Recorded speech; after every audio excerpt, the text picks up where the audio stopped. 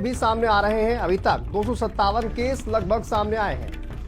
मुंबई में 53 कोरोना के मरीज मिले हैं और देखिए बड़ा खतरा, इसको पहले भी देखा आपने कि किस तरह से कोरोना के मरीज लगातार बढ़े और एक बड़ा खतरा भारत में इसको देखा गया। हांगकांग, सिंगापुर के बाद भारत में इसकी री एंट्री हो गई है और तेजी से कोरोना के मामले बढ़ते हुए नजर आ रहे हैं। अब तक 257 मामले इसके सामने आए हैं और मुंबई की बात की जाए तो 53 मामले सामने आए हैं। फिर से तेजी से कोरोना के मामले बढ़ रहे हैं। आपको बता दें अभी तक 257 मामले सामने आ चुके हैं।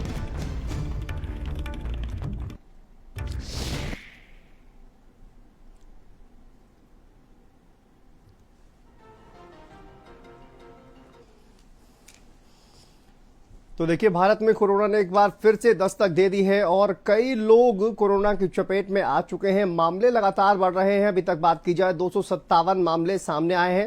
हांगकांग और सिंगापुर के बाद भारत में कोरोना की एक बार फिर से एंट्री हो गई है और इसके मामले लगातार बढ़ते हुए नजर आ रहे हैं। क्या एक बार फिर से जो चुनौती है देखिए मेडिकल स्टाफ के सामने वो सामने आ रही है और किस तरह से इन कोरोना के मामलों से निपटा जाएगा, इसके पीछे की वजह क्या है, री एंट्री की वजह क्या है, ये भी जानेंगे। ये सबसे बड़ा सवाल है। अभी तक 257 मामले सामने आ चुके हैं और देखिए कई प्रतिबंध जो हैं क्या वो एक बार फिर से लगाने पड़ेंगे, ये भी एक बड़ा सवाल है। चलिए इसी पर बात करेंगे। कुछ खास मेहमान हमारे साथ जुड़ गए हैं। डॉक्टर देवाशीष हमारे साथ जुड़े हुए हैं और हमारे सहयोगी दीपक हमारे साथ जुड़े हुए हैं। डॉक्टर देवाशीष शुक्ला सर, बहुत स्वागत है आपका भारत समाचार पर।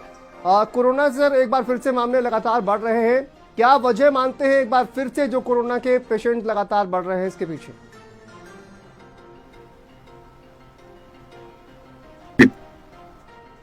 नमस्कार जी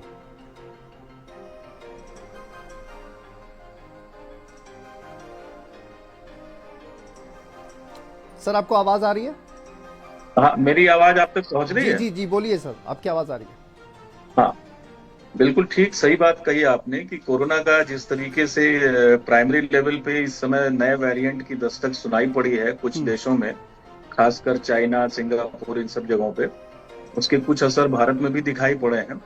लेकिन अब ऐसी कंडीशंस में जब हम लोग इस महामारी से इसके 1-2 फेज 3 फेज से निपट चुके हैं जी तो बहुत पैनिक होने की जरूरत नहीं है, क्योंकि लगातार इस पे रिसर्चेस का काम चल ही रहे हैं और सारी चीजें देखी जा रही हैं। बट जो सबसे इम्पोर्टेंट है कि जैसे हम लोगों ने बीच में फिर से अपने आप को थोड़ा सा मास्क और वो डिस्टेंस मेंटेन करना, साफ सफाई, इन सब चीजों के मामले में थोड़ा सा अपने आप को भूल से गए जैसे, तो ये चीजें हमें फिर से ऐसी स्थितियां याद दिलाती हैं कि हमें ये सब चीजों पे ध्यान रखना की जरूरत है। जी सेकेंडरी ये है कि जो अभी इस वेरिएंट के बारे में पता चला है, इसमें थोड़ा सा माइल्ड फीवर है, बॉडी एक है, ये सब चीजें पाई जा रही हैं। तो अभी तक की जो रिसर्च है उसमें ये बोला गया है कि इसमें बहुत ध्यान, मतलब बहुत पैनिक न करके इसमें माइल्डली एसिटामिनोफेन और इस तरीके आइबुप्रोफेन जैसी दवाइयां जो हैं फिजिशियन से सलाह लेकर के दी जा सकती हैं।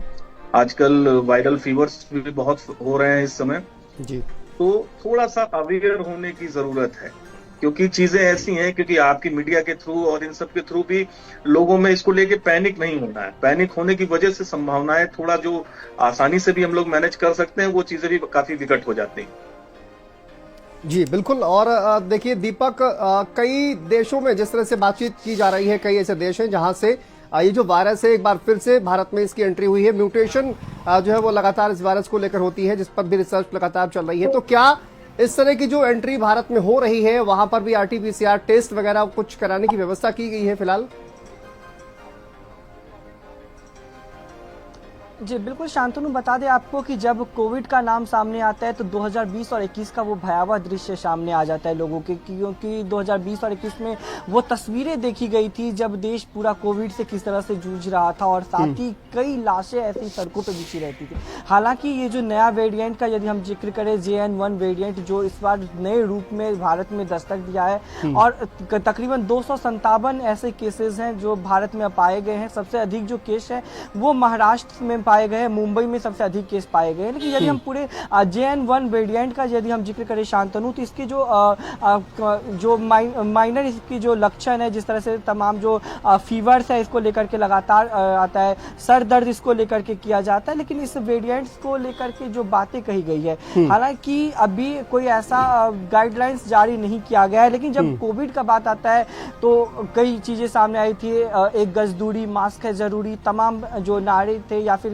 कोट्स बनाए गए थे, वो सब सामने कहीं ना कहीं दिमाग में फिर से लोगों के आने शुरू हो जाते हैं। लेकिन यदि हम पूरा यदि JN1 वेरिएंट का हम जिक्र करें, इसके बारे में हम बातचीत करेंगे, तो ओमिक्रॉन के एक नई वेरिएंट है JN1 वेरिएंट, और इसका जो सब वेरिएंट है जो LF7 और NNB11, तो ये इसका एक सब वेरिएंट है जो इसके सहयोगी वेरिएंट के तौर पे काम करता है। क्योंकि जब हम पूरा JN वेरिएंट इसका हम पूरा जिक्र करते हैं, इसकी खोज अब अगस्त महीने में 2023 में ही की गई थी, और इसमें करीब 30 म्यूटेशन है जो इसको सक्रिय बनाता है। तो कहीं ना कहीं इसको लेकर के अब देश में एहतियात बरतने की बहुत ही जरूरत है। और कोरोना वायरस का यदि हम B1 2.86 वेरिएंट की जिक्र करें या फिर SARS कोविड-2 की जिक्र करें, जो पहले भी देश में कई देखा गया था कि ये जो तमाम कोविड के जो नए नए वेरिएंट आते रहते हैं, चाहे हम इस बार जो नया वेरिएंट आया है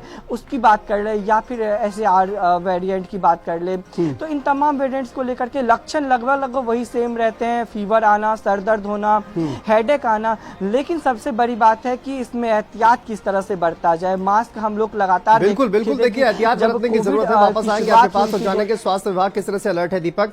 लेकिन मैं डॉक्टर साहब आपसे ये जानना चाहता हूं कि जिस तरह से हमने देखा एक जो दूसरा वेरिएंट कोरोना का आया था जिसने बहुत ज्यादा हाहाकार मचाया, उसके बाद से म्यूटेशंस लगातार इस वायरस के हो रहे हैं, लेकिन बॉडी जो है वो भी कहीं ना कहीं इसको लेकर तैयार रहती है। ये जो नया जो वेरिएंट सामने आया है कितना खतरनाक साबित हो सकता है? हालांकि आप ये कह रहे हैं कि बहुत ज्यादा पैनिक होने की जरूरत नहीं है, लेकिन ये जो नया वेरिएंट आया है सामने, सर कितना खतरनाक ये हो सकता है?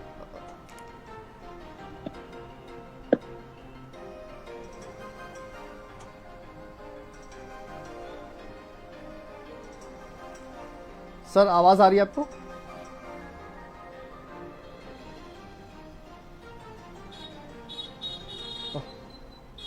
चलिए डॉक्टर देवाशीष तक शायद आवाज नहीं पहुंच पा रही है, लेकिन दीपक जो है वो किस तरह से स्वास्थ्य विभाग जो है वो किस तरह की तैयारियां कर रहा है?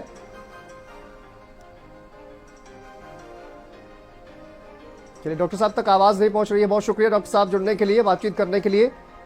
फिलहाल दीपक आप हमारे साथ बने रहिए। कोरोना ने एक बार फिर से दस्तक दे दी है, 257 मामले सामने आए हैं, और देखिए इसको लेकर फिलहाल किसी तरह की गाइडलाइंस जारी नहीं की गई है, लेकिन सावधानी बरतने की जरूरत है। और एक बार फिर से कोरोना के दौरान जिस तरह की गाइडलाइंस जारी की गई थी उन सभी को फॉलो करने की जरूरत है।